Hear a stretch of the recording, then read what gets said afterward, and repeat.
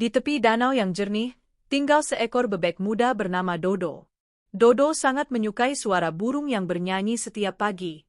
Burung-burung kecil berkicau riang, sementara angin membawa melodi mereka menyentuh telinga Dodo. Dodo pun mencoba ikut bernyanyi, tapi hasilnya berbeda.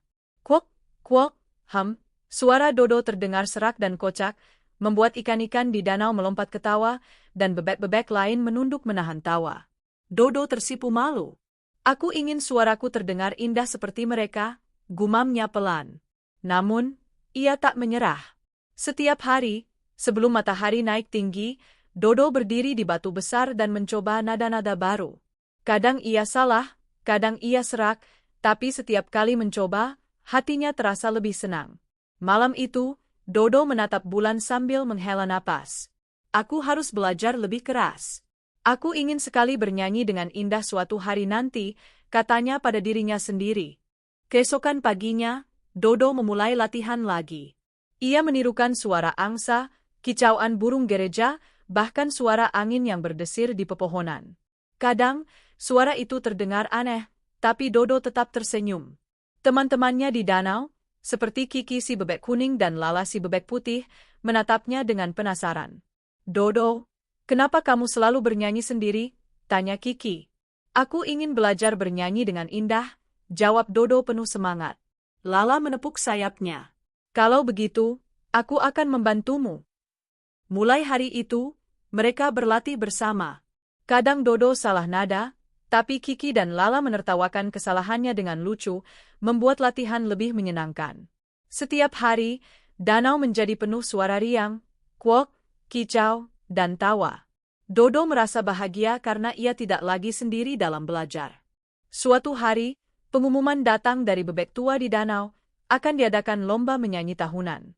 Semua hewan di danau boleh ikut. Dodo terdiam. Lomba? Aku takut suaraku kocak, bisiknya. Namun, Kiki dan Lala memegang sayapnya. Kamu sudah berlatih selama berminggu-minggu. Ayo, kita lakukan bersama, kata mereka. Dodo menelan rasa gugupnya. Baiklah, aku akan mencoba. Hari lomba tiba. Semua hewan berkumpul, ikan, burung, katak, bahkan kura-kura yang lambat ikut menonton. Dodo berdiri di atas batu, jantungnya berdebar kencang. Saat gilirannya, ia menarik napas dalam-dalam dan mulai bernyanyi. Suaranya masih berbeda, sedikit serak, tapi nada itu terdengar penuh semangat dan hati tulus. Burung-burung, ikan, dan bebek lain menatap kagum. Dodo terus bernyanyi, menambahkan variasi suara lucu dan kocak. Ia pun menari di atas batu, mengepakkan sayap, membuat semua yang menonton tersenyum dan tertawa. Kwok, kwok, kicau, suaranya bergabung dengan kicauan burung dan desiran angin. Juri lomba, bebek tua dan angsa bijaksana, saling pandang dan tersenyum. Lihat, Dodo tidak menyanyi sempurna, tapi suaranya unik dan membawa kebahagiaan, kata angsa bijaksana. Benar, suaranya berbeda, tapi itu membuat semua makhluk di danau tersenyum, tambah bebek tua. Dodo merasakan sesuatu yang hangat di hatinya. Ia belajar bahwa suara yang berbeda pun bisa indah jika dinyanyikan dengan tulus. Setelah lomba, Dodo menjadi bebek yang paling bahagia di danau. Ia tetap bernyanyi setiap pagi, kadang sendirian, kadang bersama Kiki dan Lala. Suaranya tetap unik dan lucu, tapi kini semua hewan menyukainya. Kwok, kwok, kicau, terdengar setiap pagi, membawa senyum ke wajah ikan, burung, dan hewan lain di danau. Dodo pun menyadari sesuatu, tidak masalah berbeda, yang penting bernyanyi dengan hati tulus. Malam itu, Dodo menatap bintang-bintang dan tersenyum. Besok, aku akan belajar nada baru lagi.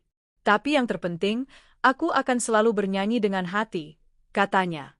Dan sejak hari itu, suara Dodo selalu menjadi bagian dari keindahan danau, mengingatkan semua makhluk bahwa keberanian dan ketulusan lebih penting daripada kesempurnaan.